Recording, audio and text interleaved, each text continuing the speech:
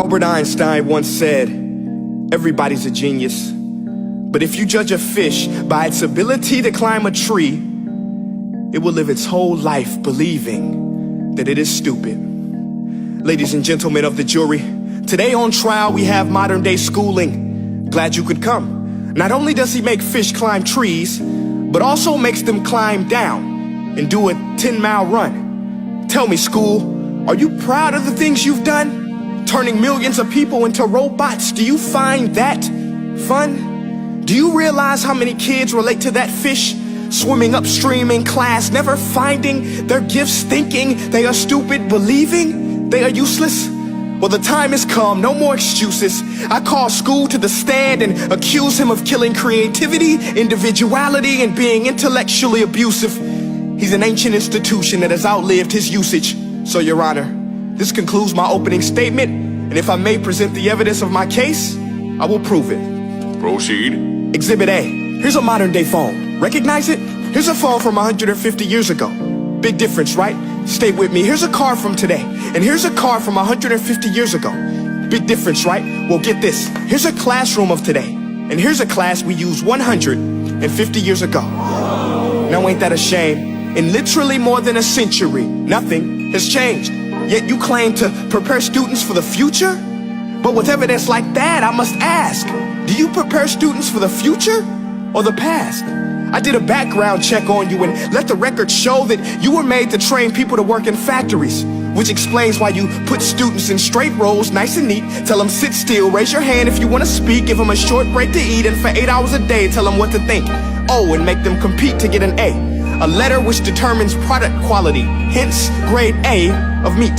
I get it. Back then, times were different. We all have a past. I myself am no Gandhi. But today, we don't need to make robot zombies. The world has progressed. And now we need people who think creatively, innovatively, critically, independently, with the ability to connect. See, every scientist will tell you that no two brains are the same. And every parent with 2 or more children will confirm that claim. So please explain why you treat students like cookie cutter frames or snapback hats, giving them this one-size-fits-all crap. Watch your language. Sorry, Your Honor, but if a doctor prescribed the exact same medicine to all of his patients, the results will be tragic. So many people will get sick, yet when it comes to school, this is exactly what happens. This educational malpractice, where one teacher stands in front of 20 kids, each one having different strengths, different needs, different gifts, different dreams, and you teach the same thing the same way? That's horrific. Ladies and gentlemen, the defendant should not be acquitted. This may be one of the worst criminal offenses ever to be committed. And let's mention the way you treat your employees. Objection. Overruled. I want to hear this. It's a shame. I mean, teachers have the most important job on the planet, yet they're underpaid? No wonder so many students are short-changed. Let's be honest, teachers should earn just as much as doctors, because a doctor can do heart surgery and save the life of a kid, but a great teacher can reach the heart of that kid and allow him to truly live. See, teachers are heroes that often get blamed, but they're not the problem.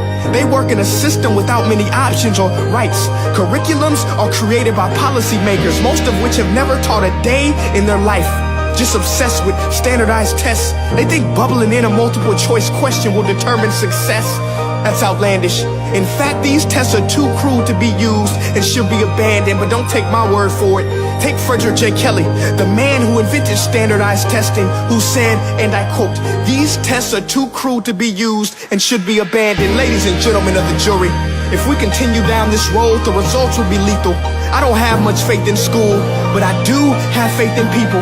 And if we can customize healthcare, cars, and Facebook pages, then it is our duty to do the same for education, to upgrade it, change it, do away with school spirit, because that's useless. Unless we're working to bring the spirit out of each and every student, that should be our task. No more Common Core. Instead, let's reach the core of every heart in every class. Sure, math is important, but no more than art or dance. Let's give every gift an equal chance. I know this sounds like a dream, but countries like Finland are doing impressive things. They have shorter school days. Teachers make a decent wage. Homework is non-existent, and they focus on collaboration instead of competition. But here's the kicker, boys and girls. Their educational system outperforms every other country in the world. Other places like Singapore are succeeding rapidly. Schools like Montessori, programs like Khan Academy. There is no single solution, but let's get moving. Because while students may be 20% of our population, they are 100% of our future.